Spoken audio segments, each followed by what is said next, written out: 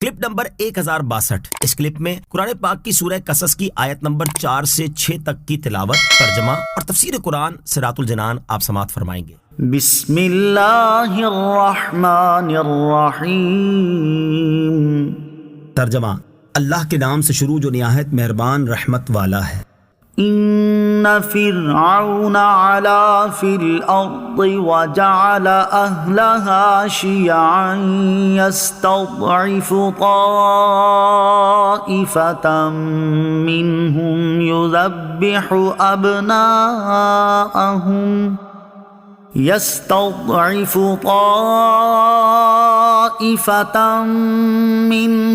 يذبح أبناءهم ويستحيي نساءهم إنه كان من المفسدين۔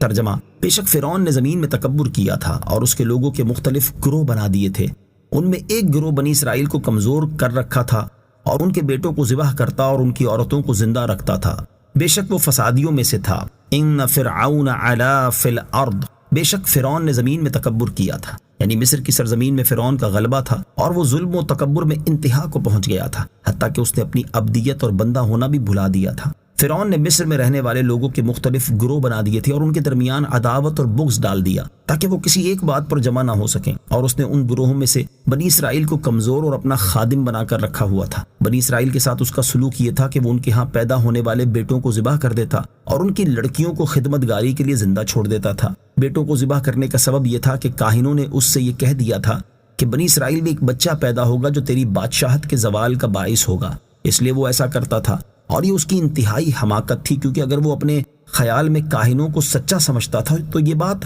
ہونی ہی تھی۔ لڑکوں کو قتل کر دینے سے کوئی نتیجہ نہ ملتا، اور اگر وہ انہیں سچا نہیں جانتا تھا تو یہ اس کے نزدیک ایک لغو بات تھی، اور لغو بات کا لحاظ کرنا اور بیٹوں کو قتل کرنا کسی طرح درست نہ تھا۔ بے شک وہ بنی اسرائیل کے بیٹوں کو قتل کر کے فساد کرنے والوں میں سے تھا۔ حکمرانی قائم رکھنے کے لیے فرعون کا طریقہ اور موجودہ دور کے حکمرانوں کا طرز عمل: حکمرانی قائم رکھنے کے لیے رعایا کو مختلف گروہوں میں تقسیم کر دینا اور ان میں باہم بغض و عداوت ڈال دینا فرعون جیسے بدترین کافر کا طریقہ ہے، اور دیکھا جائے تو یہی طریقہ ہمارے دور میں بھی رائج ہے۔ مسلم اور غیر مسلم دونوں طرح کے حکمران لوگوں کو مختلف مسائل میں الجھائے رکھتے ہیں تاکہ لوگ ان مسائل ہی سے نہ نکل پائیں اور ان کی حکمرانی قائم رہے، اور اس طرز عمل کے نتیجے میں ان حکمرانوں کا جو حال ہوتا ہے وہ بھی سب کے سامنے ہے۔ اللہ تعالیٰ انہیں عقل سلیم اور ہدایت عطا فرمائے، آمین۔ وَنُرِيدُ أَن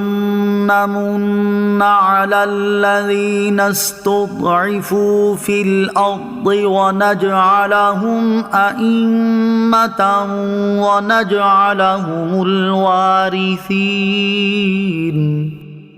وَنُمَكِّنَ لَهُمْ فِي الْأَرْضِ وَنُرِيَ فِرْعَوْنَ وَهَامَانَ وَجُنُودَهُمَا مِنْهُمْ مَا كَانُوا يَحْذَرُونَ۔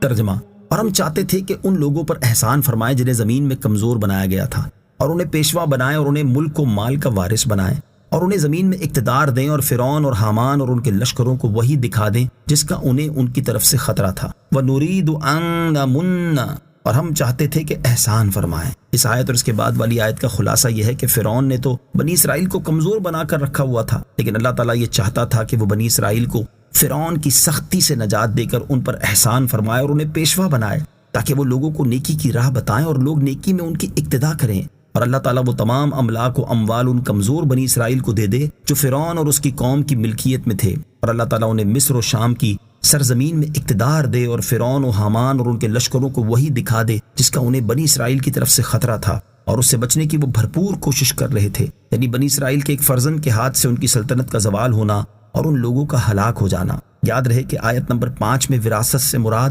شرعی میراث نہیں، کیونکہ مومن کافر کا وارث نہیں ہوتا، بلکہ یہاں وراثت کے وسیع مفہوم میں سے ایک معنی مراد ہے، یعنی موت کے بعد اس کی سلطنت کا وارث